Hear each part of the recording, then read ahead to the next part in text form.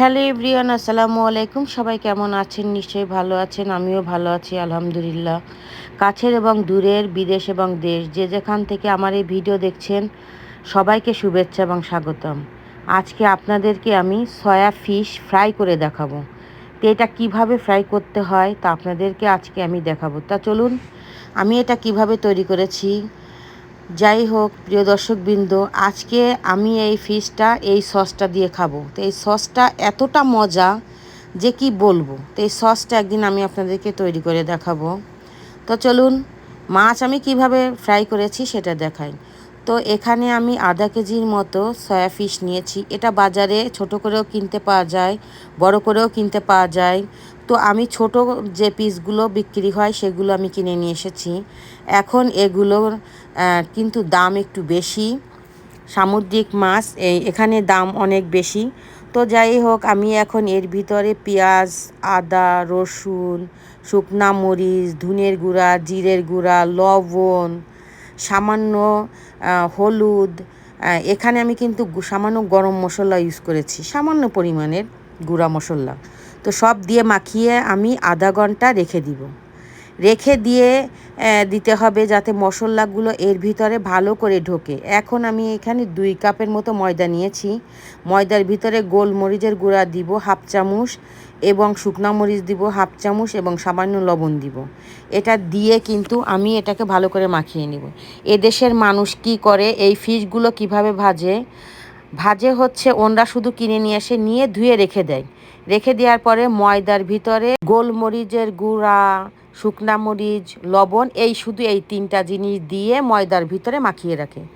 তারপরে ফিশটাকে এইভাবেতে করে একবার পানিতে দেয়, আবার এটা ময়দার সাথে মিক্সড করে তাই ভাজে। কিন্তু আমি কিন্তু সেভাবে করে ভাজতেছি না।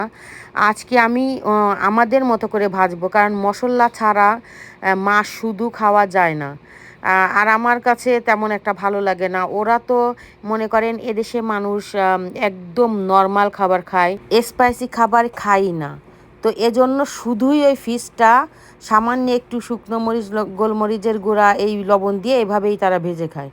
তো আমরা মনে করেন তো একটু স্পাইসি খাবার খুবই পছন্দ করি। এজন্য আমি সব ধরনের মশলা দিয়ে এটাকে ভাজলাম। আর সত্যি কথা বলতে কি, ভাজার পরে যতটা টেস্ট হয়েছে খেতে কি বলবো। মাঝে মাঝে আমরা কিন্তু বাইরের থেকে এই ফিশটা কিনে নিয়ে আসি। আমি বাসায় ভাজাতে আমার কাছে ভালোই লেগেছে। বাইরেরটা আর খাওয়ার আমার কোনো ইচ্ছাই থাকবে না। যখন আমি ঘরে এগুলো ভাজা শিখে গেছি তখন আর আমার বাইরের ওটা পছন্দই হবে না। আমি ঘরে এগুলো ভেজে নিব। তো যাই হোক আমি এখানে কিন্তু 3 মিনিট করে এক এক পিঠ ভাজবো। এটা কিন্তু ফুল আছে ভাজা যাবে না, এটা মিডিয়াম আছে ভাজতে হবে অবশ্যই। আর 3 মিনিট করে এটা এক পিঠ 3 মিনিট আর এক পিঠ 3 মিনিট, 6 মিনিট ভাজলেই মাছটা ভাজা হয়ে যাবে। তো দেখুন আমি বাকিগুলো কিন্তু ময়দার মধ্যে করে রেখেছি মাছগুলো। এখন আমি এখানে যেগুলো ভেজেছি সেগুলো আমি তুলে ফেলবো। এগুলো আমার ভাজা হয়ে গেছে। 6 মিনিট আমি ঘড়ির কাঁটা দেখে 3 মিনিট 3 মিনিট করে আমি ভেজে নিয়েছি। বেশি একটা ভাজার দরকার নেই, মাছগুলো এমনি নরম। তো বাকি মাছগুলো আমি ভেজে নিব।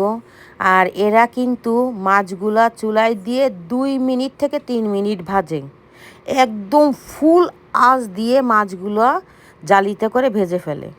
তা যাই হোক আমি কিন্তু আস্তে আস্তে করে ভাজলাম, কারণ ভিতরে মশলা দিয়ে আছে, মশলা গিলে কিন্তু ভালো করে ফ্রাই হতে হবে। এজন্য আমার কিন্তু দেখুন মাছগুলো সব ভাজা হয়ে গেছে। তা ভাজার পরে এখন আমি তুলে নিচ্ছি সবগুলা। তুলে নেওয়ার পরে দেখুন এটা কিন্তু শব্দ হচ্ছে, একটা ক্রিস্পি ভাব এসেছে। মাছটা দেখুন ভিতরে কত সুন্দর হয়েছে, খেতে অনেক মজা হয়েছে। আমি জানি না আপনাদের কাছে আমার এই রেসিপি কেমন লেগেছে। যদি ভালো লাগে কমেন্ট করে জানাবেন আর লাইক করবেন এবং ফ্যামিলির কাছে শেয়ার করবেন। তা আজকে এ পর্যন্ত, সবাই ভালো থাকবেন, সুস্থ থাকবেন। আসসালামু আলাইকুম।